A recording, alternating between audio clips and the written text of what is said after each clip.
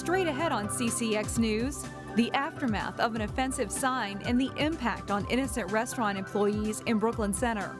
Plus, a new way to enjoy nature in Crystal. We'll have some fun on the boardwalk. And our interview with actor and Cooper High School alum Steve Zahn. Honestly, I don't think of myself any different than I did when I was 15 years old living in New Hope. CCX News starts right now. Hello everyone, and thanks for joining us. Brooklyn Center police have their man. Police tell CCX News that someone has admitted to posting an offensive message on a Brooklyn Center Arby's restaurant sign. A Brooklyn Center police officer discovered the tampered sign along Brooklyn Boulevard early last Saturday morning. We blurred out the message, which contained both racial and sexist slurs. The incident sparked anger, with the Brooklyn Center mayor calling it a hate crime. According to police, no one connected with Arby's was involved with the incident. 19-year-old Yusidini Colling Harper of Minneapolis is charged with defamation, a gross misdemeanor, as well as disorderly conduct and a public nuisance. Punishment could include jail time and hundreds of dollars in fines. According to the complaint, the suspect told police he changed the letters because he was bored waiting for a bus and he thought it would be funny. He also admitted to taking a picture of the sign and posting it on Facebook. That social media post helped police make the arrest. The fallout from the incident has significantly impacted Arby's employees. The restaurant manager told police they had to unplug their phones because people have made threatening and harassing phone calls. The manager says her employees were afraid to come to work, even though they are just as much offended by the content of the sign as anyone else. The complaint says the business has also suffered a considerable loss in revenue due to the suspect's actions. 2 Maple Grove men pleaded guilty to possessing heroin they intended to sell. Authorities searched a Maple Grove home, recovering about 6 pounds of heroin that had been packaged into numerous bags. According to the Hennepin County Attorney's Office, both suspects were sentenced to more than 5 years in prison.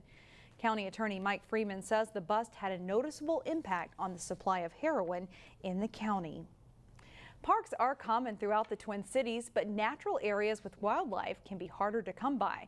Reporter Meredith Hackler shows us an area that was recently renovated in Crystal. The hustle and bustle of the city can be stressful, but one nature area in Crystal can drown out all the noise. We've got a number of parks in the city, but this is really the only wildlife area. And folks that come out here do a lot of birding. The 40-acre plot of land is a hidden gem within the northwest suburbs, but it hasn't always been as easy to enjoy. A number of years ago, they put a control structure on this pond to control the amount of runoff that goes into Twin Lake. When that happened, the water level here went up, and it caused the boardwalk then to be submerged. The new 460-foot boardwalk was renovated by the Three Rivers Park District. We knew that the boardwalk had been underwater for a number of years, and so we've been trying to figure out how to raise the boardwalk. Three Rivers Park District does a really nice job with boardwalks and outdoor education. So they agreed to help us out, and we're partnering with them. Along with making the wetlands more accessible, education is also a priority. We've built an outdoor learning station here.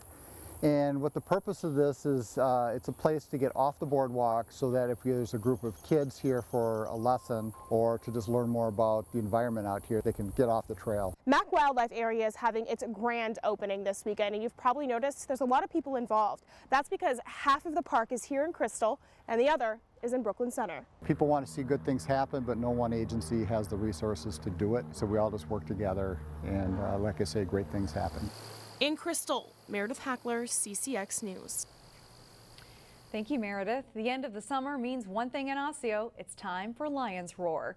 Crews were hard at work Friday setting up for the 42nd annual weekend party. It will run Friday evening and Saturday, along with a traditional parade and car show on Saturday.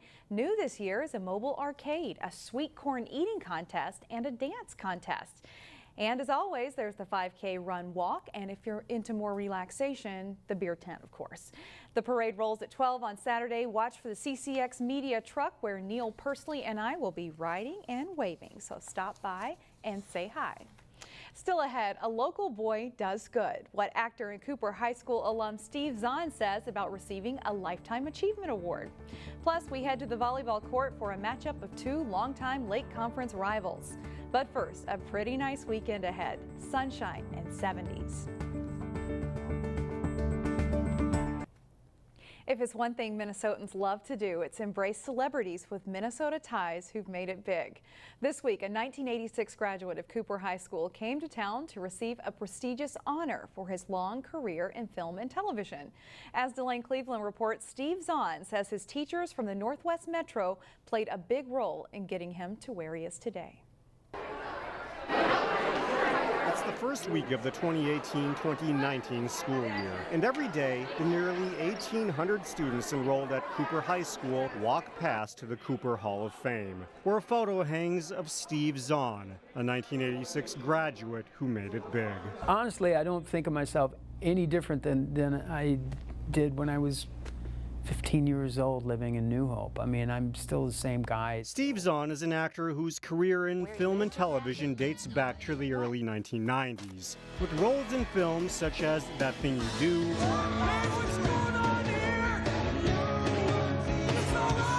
and Saving Silverman, Pest and rodent removal, among dozens of others. But during a visit to CCX Media this week, Zahn says it all started when his family moved to the Robbinsdale school district while he was in the 7th grade. It started at Plymouth Junior High under Ertwin Jones Hermerding, who had a improv group. And we'd go down to Dudley Riggs and watch their shows and basically use that as a model. And then I went to Cooper, and Frank Plute was an incredible mentor. And without that exposure to quality art at that age, I definitely would not be sitting here right now. I'd be digging a hole, but digging it well. Lucky for him, he did acting well. So well, in fact, that the Twin Cities Film Fest honored him with a Lifetime Achievement Award this week at the Metropolitan Ballroom in Golden Valley, although he'd rather the award had a different name. They should name it something different, like, you did really good for a long time, dude, award. You know what I mean? Lifetime Achievement, that just has, it's too heavy, it's too much. Either way, thank you for those words of motivational wisdom. It's a career worth celebrating for his perseverance and longevity. And for any students at Cooper hoping to follow in his footsteps, he offered a word of advice. Over-prepare. Over-prepare. Show up early, and don't be a jerk. Zahn currently lives in Kentucky, but his parents still live in New Hope, so he comes back quite a bit to visit them.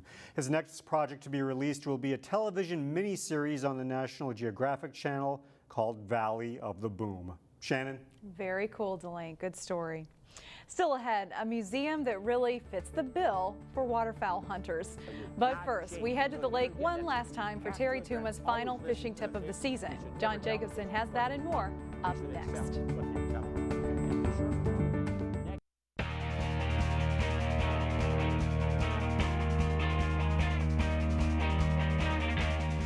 I'm John Jacobson with sports. Hopkins and Wayzata combined for a half-dozen state tournament appearances over the past 10 years. The two longtime Lake Conference rivals met for the first of two times this fall, Thursday night at Wayzata. First set, Trojans on the left. Olivia Johnson sets the ball to Sophia Jesuits, who cuts the shot for the kill and a 7-4 Wayzata lead. Later, it's Johnson with a nice back set to Lily Emlog, who hammers down the ball for a kill, and Wayzata wins set one, 25-16. Second set, it's Hopkins on the left side of the net now. They get the ball to All-State hitter Anna Erickson. Her kill puts the Royals up early. Sid Rue floats a serve in for an ace, and Hopkins has a 10-5 lead. But Wayzata comes back. Jesuits with a pass here on the serve receive, gets the ball to Johnson. She sets up Lily Emlog for the kill. Trojans rally to win the set 25-22. Set three, Caitlin Emke delivers a kill off a set from Johnson. Wayzata wins the match 25-16, 22-15. The Trojans are now 3-1 and are playing in a tournament in Marshall this weekend. Park Center and Osseo both hope to be contenders this fall in Section 5AA boys soccer. The two longtime rivals met in a Northwest Suburban Conference match at Osseo. First half, the Pirates score first. Chief Williams outruns the Orioles defense, and a great shot to the corner of the net for a goal in the 1-0 PC lead. It doesn't take long for Osseo to get the equalizer. Prince Mazakwe chases down the through ball and scores, and it's 1-1. Moments later, Park Center answers. Williams draws the defense, but then sets up Eddie Swen with the pass. Swen scores and makes it 2-1 Pirates. This is a high-scoring match. Mazakwe gets loose again for the Orioles, and he beats the keeper with a left-footed shot, tying the score at 2 going into halftime. Second half, the Orioles will take the lead. Robert Wallity shoots and scores, and that makes it 3-2 Osseo. And like in the first half, the team that was just scored on responds quickly. Juan Bello's shot is stopped, but Williams is there on the backside to score. He nets 3 goals in the match, but it's Osseo going on to win 5-4.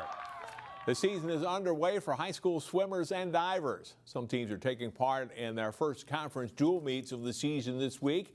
Maple Grove at home to take on Champlin Park in a Northwest Suburban Conference meet. Good finish in the 200-yard medley relay. Champlin's Faith Retzer beats out Maple Grove's Sammy Solar to win. 200 freestyle, Maple Grove's Caitlin Arseth. Top of your screen, edges Champlin Park's Jillian Durand.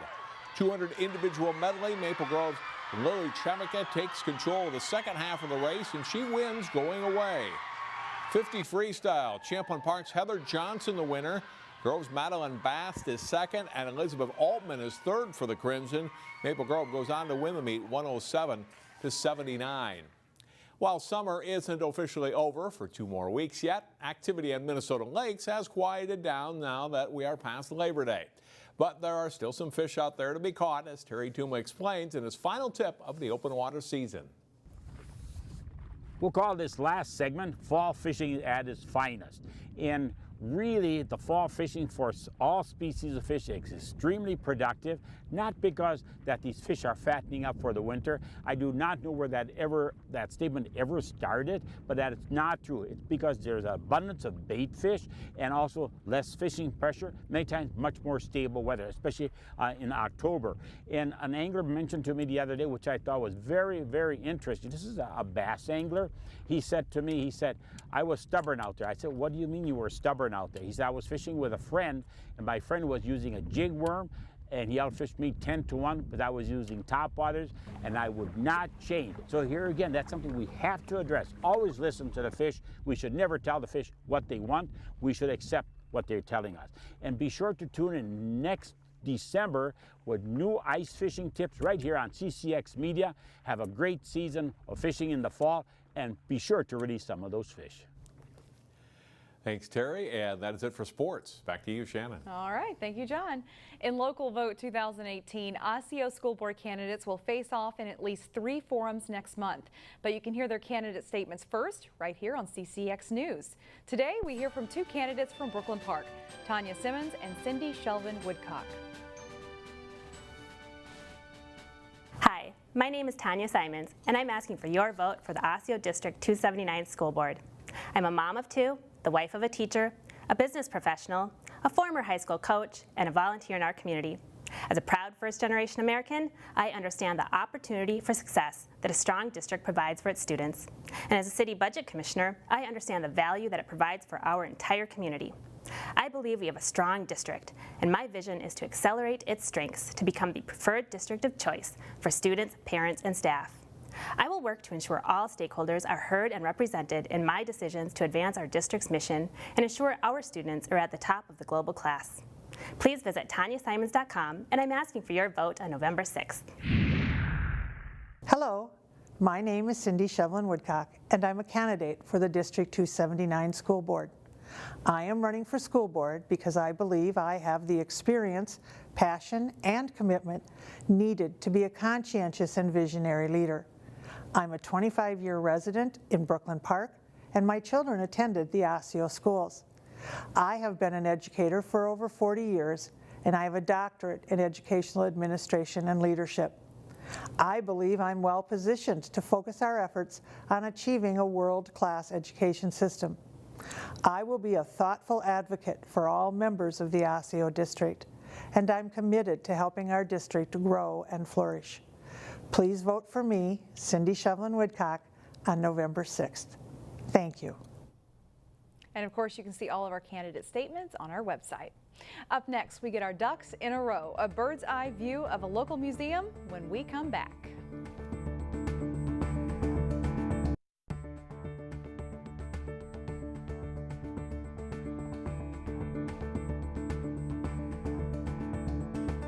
And finally, a local museum that's just ducky. Here's Neil Persley. Just off the main drag in Hopkins on 1st Street North, there is a little gem of a museum you may not have even known was here. If you're into the environment, ducks, or duck hunting, this is the place for you.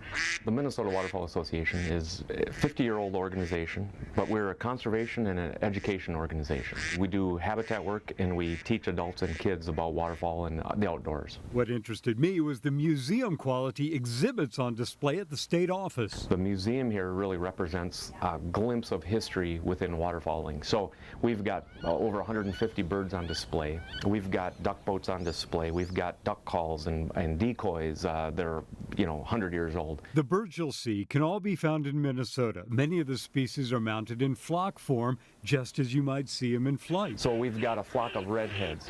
We've got a flock of bluebills, and they're all in different body positions, flight positions. You know there's a lot of swamp in Minnesota, right? Getting into the swamp to hunt ducks spurred the invention of these bog shoes. These were actually made out of aluminum, but they were made in the 1920s. People would literally strap these on and walk through bogs and with their decoys and gun. Gadwalls, widgeons, and mallards, oh my! But the most eye-catching display would be the duck shack wall, with many birds displayed in what are called dead mounts. We wanted a place where people could come and remember what it was like back when my grandfather was hunting, or my uncle, or my dad, or whatever it might be, whoever got you into hunting.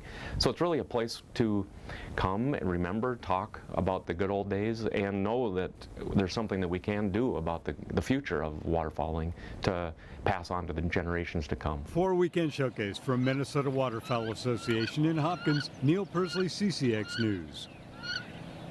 The museum is open Monday through Friday, 8:30 to 5:30. But if you'd like to come during the weekend or evening with a group, just call the main office, and they say they'll do their best to make that happen. So something neat that I didn't know about, and right up Neil's alley.